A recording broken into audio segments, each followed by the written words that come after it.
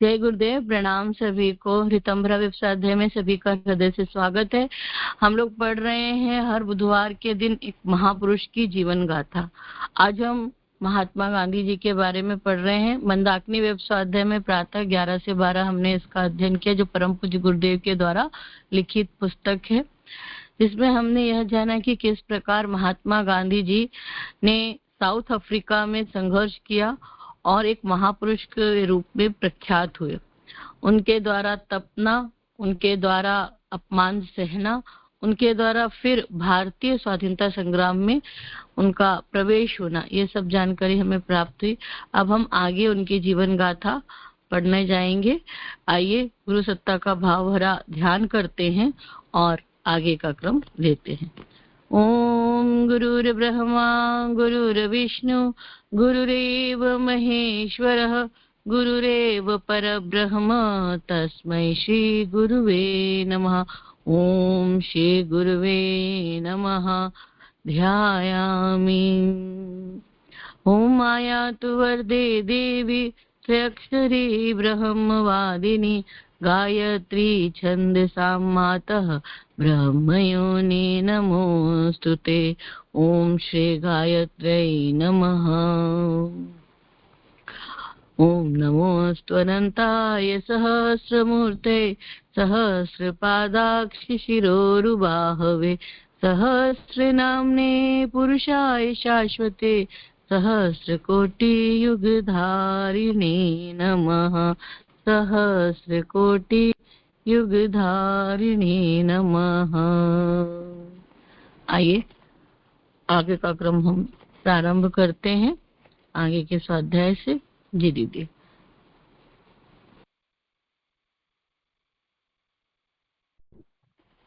जी अनीता, यदि आप बताइए अब तक सविनय अवज्ञा आंदोलन में हमने क्या जाना, फिर दीदी आगे पढ़ेंगे। जी जी दीदी, तो उसमें सविनय अवज्ञा आंदोलन में यही जाना हम लोगों ने दीदी कि 20 साल हो गए थे हमारे। पहले तो साउथ अफ्रीका में जा करके फिर वापस इंडिया आकर के भी तरह तरह से अंग्रेजों के विरुद्ध लामबंद हो करके और सत्याग्रह चल रहे थे।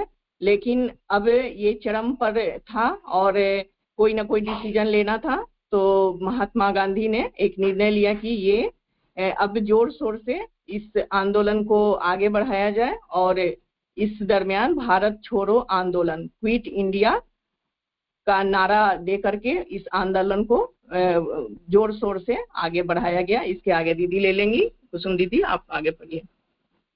जी दीदी। जी आगे है घनश्याम दास जी। लेकिन मान लीजिए कि अगर वे अपनी ही बात पर अड़े रहे और टस से मस न हुए तो फिर क्या करेंगे गांधी जी। तो वहाँ घनश्याम दास जी ये बात पूछ रहे हैं। तब गांधी जी बता रहे हैं कि तब तो फिर किसी न किसी प्रकार के सविनय अवज्ञा आंदोलन का अवलंबन करना ही पड़ेगा। अब तक इन संबंध में मैंने कोई विचार नहीं किया है। इसके लिए न तो मेरे पास कोई योजनाएं हैं, न पहले से ऐसी योजनाएं बनाकर तैयार रखने की मेरी आदत ही है। मेरे लिए अगला कदम ही काफी है और वह है वायसराय से भेंट करना। यदि उन्हें कायल करने में मैं असमर्थ रहा तो हो सकता है कि नमक सत्याग्रह की तरह का कोई आंदोलन हम आरंभ कर दें।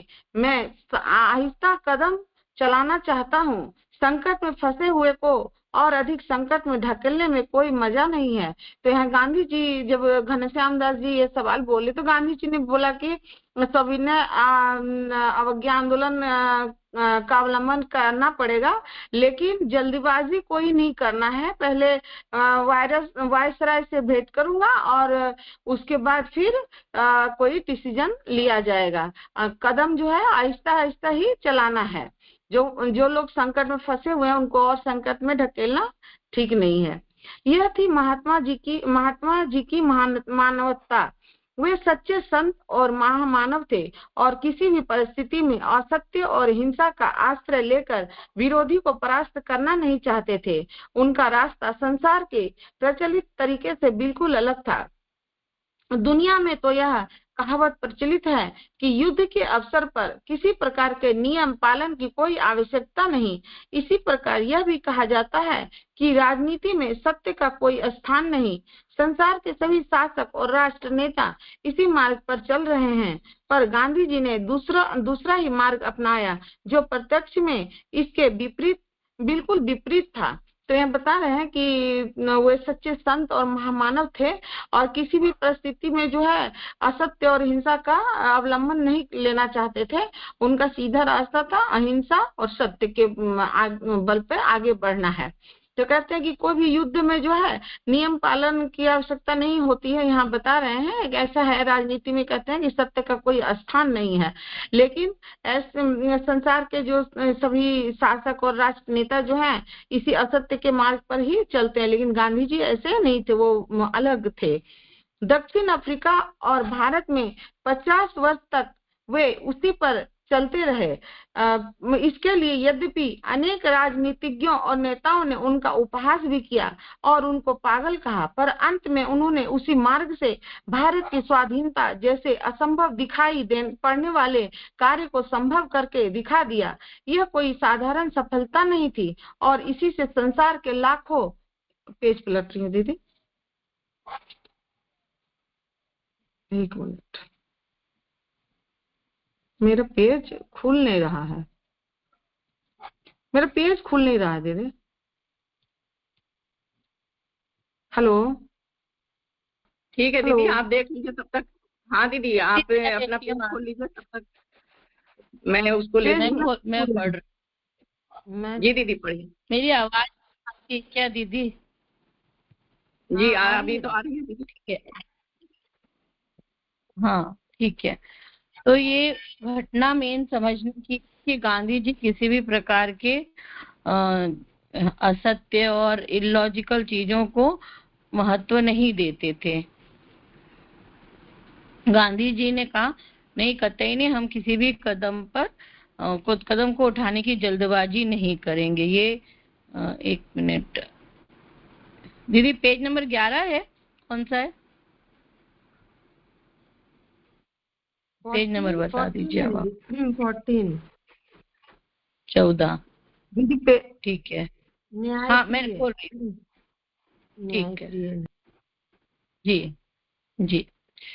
तो अब ये आगे की कहानी हम लोग पढ़ने जा रहे हैं कि न्यायप्रिय व्यक्तियों ने उनको युग पुरुष स्वीकार कर लिया। यही कारण है कि उनके भारतीय अनुयायी ही नहीं, यूरोप और अमेरिका के विद्वान और अनेक राजनीतिक भी आरंभ से ही उनकी महत्ता को अनुभव करते आए थे और समय समय पर अपनी इस भावना को प्रकट भी करते रहे थे। न्यूयॉर्क अमेरिका के सुप्रसिद्ध साप्ताहिक पत्र नेशन ने बहुत वर्ष पहले ही महात्मा गांधी के वास्तविक महत्व को समझकर लिखा था। एक्चुअली कई बार ये बात आती है कि महात्मा गांधी को इतना फेमस कर दिया गया, कांग्रेसियों ने किया, और आजकल एक ट्रेंड चला है कि महात्मा गांधी के खिलाफ जाया जा रहा है। ये एक अजीब सी विडंबना भी है, जबकि हमें समझना चाहिए कि क्यों वो जीते जी महापुरुष के रूप में प्रतिस्थापित हुए। वो मरने के बाद नहीं हुए हैं कि कोई मर गया और उसको किसी नेता ने बहुत ज्यादा फेमस कर दिया, ऐसा नहीं। और खासकर विदेश में जाकर के लोग ज्यादा फेमस हुए, विदेशियों ने फेमस किया, ये भी एक बात है। ये फैक्ट भी हम लोगों को समझना होगा। तो जो महात्मा गांधी थे उनको अमेरिका के न्यूज़पेपर्स वगैरह ने उन्हें काफी फेमस किया, उनके बारे में लिखा।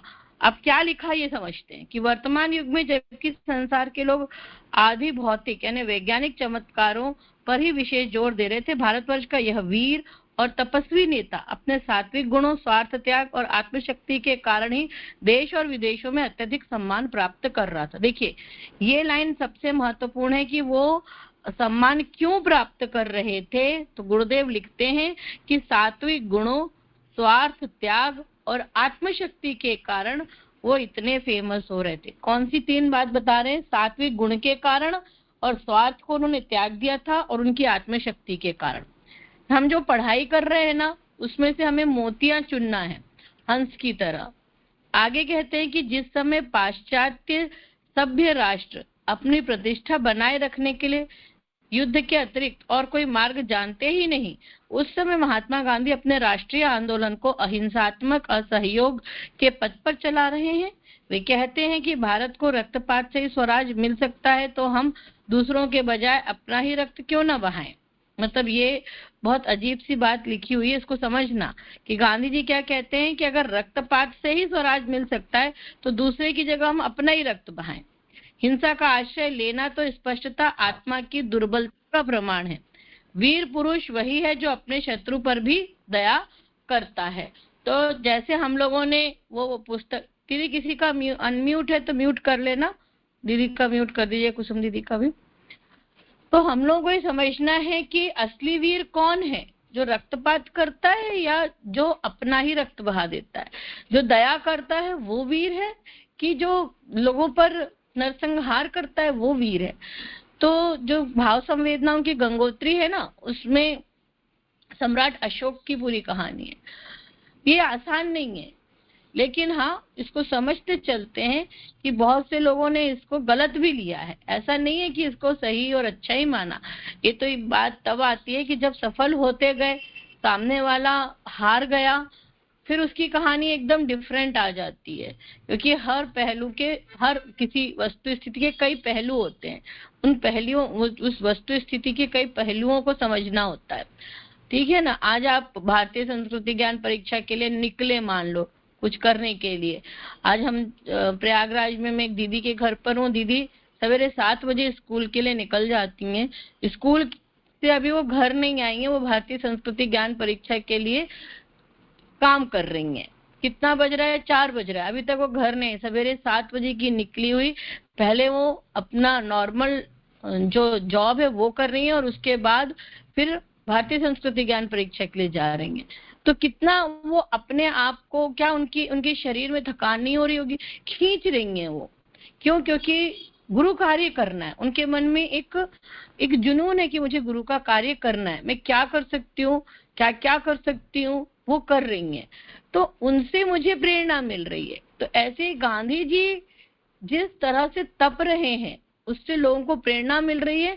वो ऐसे लोग हो सकते हैं। कुछ उसी चीज को क्या समझेंगे, मान लो दीदी के लिए कोई दूसरा व्यक्ति हो तो वो ये समझ सकता, अजीब लड़की है, अपने घर नहीं आती है, इधर उधर घूमती है, पागल है क्या। ठीक है। तो ऐसे गांधी जी को भी बहुत से लोगों ने दूसरी नजरिए से भी देखा है। अब आपका, हमारा विवेक कहता है कि हम उसे किस तरीके से समझें। हमें अपने ढंग से समझना होगा और प्रेरणा लेनी होगी। आगे कहते हैं कि यही कारण है कि जब महात्मा गांधी ने 1 वर्ष में ही स्वराज लेने की घोषणा की और यह भी कहा कि हम दूसरों को न मारकर स्वयं अपने प्राण देकर इस अधिकार को प्राप्त करेंगे, तो समस्त संसार चक्कर में आ गया। उस समय की स्थिति का वर्णन करते हुए न्यूयॉर्क ट्रिब्यून ने के लंदन स्थित प्रतिनिधि ऑर्थर एस डेप ने लिखा था। अब ये लंदन के एक पत्रकार का है, उसने क्या लिखा समझते हैं कि ब्रिटिश सरकार के सम्मुख विविध समस्याएं हैं और अनेक शत्रुओं का सामना करना है। आयरिश प्रजातंत्र के संचालक डी वेलेरा असाधारण शत्रु हैं, पर उनकी कार्यप्रणाली में कोई नवीनता नहीं। कुछ वर्ष पहले दक्षिण अफ्रीका के जनरल स्मट्स और बोथा भी उसके कट्टर शत्रु थे, पर उनका संग्राम प्रचलित प्रणाली के आधार पर ही था। प्रचलित प्रणाली क्या है? मार काट करना, बम फोड़ना, या जो भी चलता रहा होगा, तलवार से या बंदूकों से, जो प्रचलित तरीका है कि दुश्मन को मारना, मार काट करना। लेनिन और ट्रोट्स्की ने नए विधान चलाए, नए तरीके उन्होंने अपनाए, पर उनमें भी कोई नवीनता नहीं रह गई। किंतु महात्मा गांधी सबसे भिन्न निकले। वे तो वर्तमान राजनीति और युद्ध नीति को पूरी तरह पलट देना चाहते थे। उनका सिद्धांत डी वेलेरा और लेनिन से एकदम विपरीत है। अंग्रेज लोग इस बात को स्पष्ट रूप में स्वीकार कर रहे हैं कि वे इसके कारण चक्कर में आ गए हैं। मतलब गांधी जी की जो स्ट्रेटेजी थी, असहयोग आंदोलन, सभी ने अवज्ञा आंदोलन, जो भी उन्होंने करना चालू किया, क्विट इंडिया, भारत छोड़ो, और इस तरीके के जो तरीके थे वो थोड़े अलग थे उस जमाने में, आज के जमाने में नहीं। तो संसार भर में पूज्य भाव से सम्मानित किए जाने वाले महापुरुष टॉलस्टॉय ने, हम लोग टॉलस्टॉय को भी पढ़ेंगे, उन पर भी गुरुदेव ने लिखा है दीदी नोट करके रखेंगे टॉलस्टॉय की, इनकी भी जीवनी पढ़नी है हमको। तो महापुरुष टॉलस्टॉय ने गांधी जी के दक्षिण अफ्रीका के सत्याग्रह का हाल सुनकर ही कहा था कि वर्तमान काल में एकमात्र गांधी जी ईश्वरीय प्रतिनिधि है। मैं उनका नामकरण गांधी के स्थान पर दीन बंधु करता हूँ। कितना सुंदर नाम दिया, दीन बंधु। गांधी जी को राजनीतिक क्षेत्र में प्रवेश कराने वाले माननीय गोखले की सम्मति थी कि निसंदेह गांधी जी उन्हीं तत्वों के बने हैं जिनसे बड़े बड़े वीर और शहीद बना करते हैं। वे अपने विलक्षण आत्मबल से साधारण मनुष्यों को भी बहादुर और शहीद बना देते हैं। तो ये गांधी जी की एक टेक्नोलॉजी थी। तो उसको कह रहे हैं टॉलस्टॉय जी क्या कहे, गोखले जी क्या कहते हैं, गांधी जी को राजनीतिक गुरु माने जाते हैं गोखले जी। तो माननीय गोखले जी क्या कहते थे कि गांधी जी जो हैं वे उन्हीं से बने जिनसे बड़े बड़े वीर और शहीद बना करते हैं, और वो विलक्षण आत्मबल से साधारण मनुष्यों को भी बहादुर और शहीद बना देते। कौन? गांधी जी। उनका जो परम पूज्य गुरुदेव बताते ना, उनसे मिलने गए थे गांधी जी से तब। और तो क्या, इंग्लैंड सरकार के भारत सचिव मिस्टर मॉन्टेग्यू ने, जिनसे स्वराज के लिए गांधी जी संघर्ष कर रहे थे, उनके संबंध में कहा था, महात्मा गांधी का महत्व और उद्देश्य अति महान है। उनका चरित्र निर्मल है और देश सेवा में उनके निस्वार्थ त्याग की तुलना नहीं है। ये इंग्लैंड सरकार के भारत सचिव मिस्टर मॉन्टेग्यू ने बोला था, जिनसे स्वराज के लिए गांधी जी संघर्ष कर रहे थे। वो तक मतलब दुश्मन तक कह रहा था। मद्रास में ईसाई धर्म के धर्माचार्य लॉर्ड बिशप ने कहा था, गांधी जी ईसा मसीह के कहीं अधिक सच्चे प्रतिनिधि, क्योंकि ईसा मसीह भी इसी का प्रचार करते थे ना, अहिंसा का, प्रेम का। पर ऐसे लोक उपकारी और समस्त संसार के हितैषी महापुरुष के साथ भी अंग्रेज सरकार शांति और समझौते के मार्ग को नहीं अपना सकी।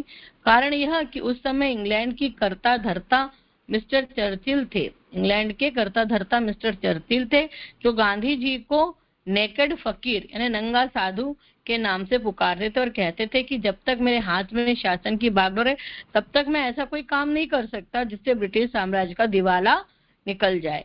उनका आशय यही था कि भारतवर्ष तो हमारे लिए ऐसी सोने की चिड़िया है जिसके आधार पर हम जरूरत पड़ने पर अपना हर तरह का काम, मतलब भारत को पूरी तरह से नोच लेना, हम अपना हर तरह का काम चला देते हैं।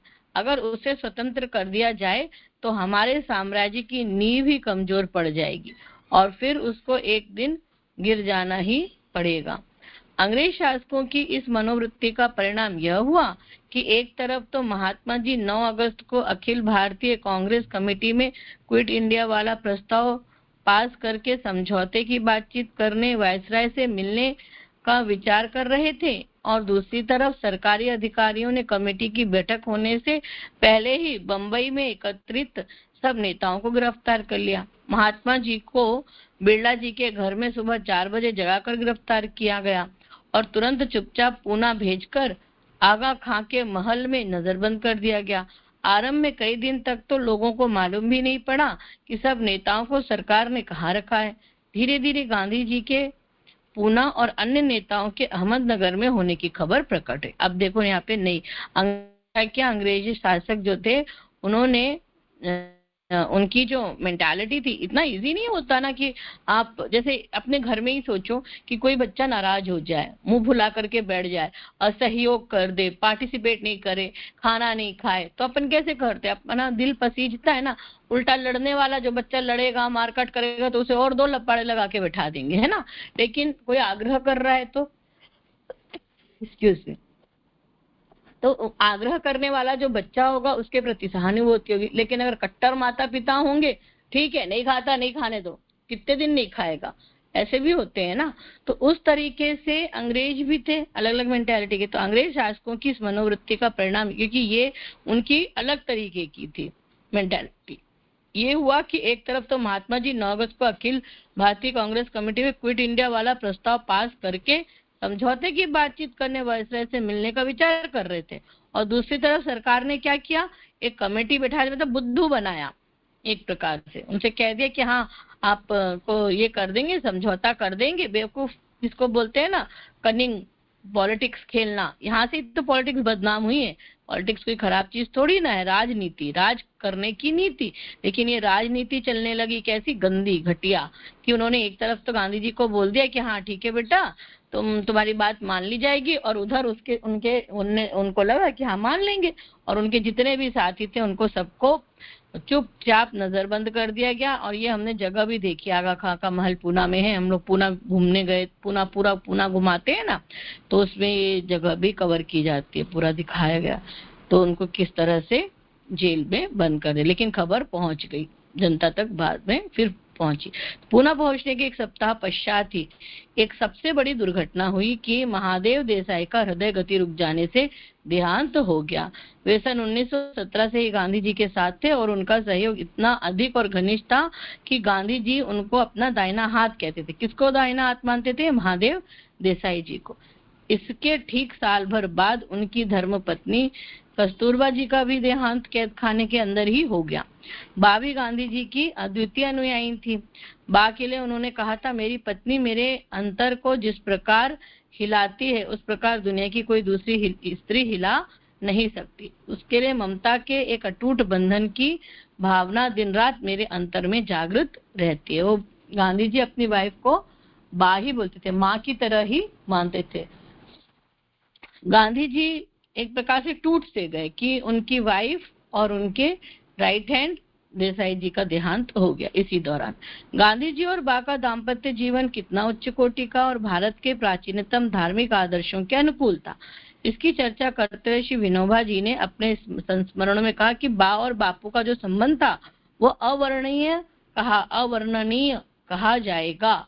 अपने यहाँ शास्त्रकारों ने पति पत्नी के विवाह के समय एक विधि बताई। मतलब अब यहाँ पे गुरुदेव हमको दाम्पत्य जीवन के बारे में गांधी जी का अनुकरण करने के लिए कैसे होता है था पुराने जमाने में, और गुरुदेव ने इसका अनुकरण किया है ना। वशिष्ठ और अरुंधति का दर्शन करना, आकाश में ये दो तारे हैं। भारत के अधिकांश ऋषि कुछ समय बाद संन्यास लेकर पत्नियों से पृथक रहकर लोक सेवा करते थे, पर वशिष्ठ और अरुंधति सदैव एक साथ रहे। कारण यह कि वे एक दूसरे के पूरक थे, बाधक नहीं। अरुंधति का अर्थ ही यह है जो मार्ग में रोधक। अरुंधति मतलब रुंधने वाली नहीं, रुंधति यानी जो रुंध दे यानी गड़बड़ी फैला दे, टांग अड़ाए, और अरुंधति यानी जो गड़बड़ ना करे, जो मार्ग में रोधन ना करे, बाधा खड़ी ना करे। कितना सुंदर गुरुदेव हमको यहाँ पर अरुंधति और वशिष्ठ का मतलब बता रहे। पति ऊंचा चढ़ने वाला हो तो वह भी उसके साथ ऊंचे चढ़ने को तैयार है। बा और बापू ऐसा ही करते थे। बापू जेल में जाते तो बा भी जेल में, बापू सत्याग्रह करते तो बा भी सत्याग्रह करती। वह जो भी करें वह उनमें उनके साथ रहती। उनके अच्छे कामों में रुकावट डालने वाली नहीं थी, बल्कि कंधे से कंधा मिलाकर उनके साथ चल रही थी। देखो आज के युवाओं के लिए और हम सबके लिए एक मैसेज है, कंधे से कंधा मिला के चलना क्या होता है। होड़ नहीं होती, कंपटीशन नहीं होता कंधे से कंधा मिलाना, बल्कि सहयोग होता है। कितना सुंदर वर्णन गुरुदेव यहाँ कर रहे हैं। वह उनके साथ रहती, उनके अच्छे कामों में रुकावट डालने वाली नहीं थी। इसी से हम उनको वर्तमान समय में वशिष्ठ और अरुंधति का उदाहरण मान सकते हैं। हम लोग परम पूज्य गुरुदेव परम वंदनीय माता जी को मानते और अपने जीवन को भी हम लोग समझे, ऐसा बन के हम लोग रहें।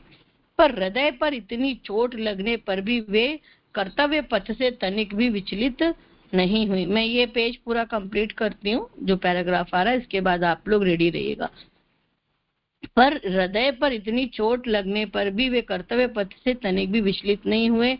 जैसे ही मई सन 1940 में उनको सरकारी कैद खाने से छुटकारा मिला, वे फिर भारतीय स्वतंत्रता के लिए उद्योग करने लग गए। मतलब अब हृदय पे इतनी चोट लगने पर भी वो आदमी टूट जाता है ना, कि अंग्रेजों ने धोखा दिया, ऐसा हुआ वैसा हुआ, लेकिन फिर भी जब वो 1944 में बाहर निकले तो फिर से उद्योग करने लगे, मतलब फिर से एफर्ट करने लगे।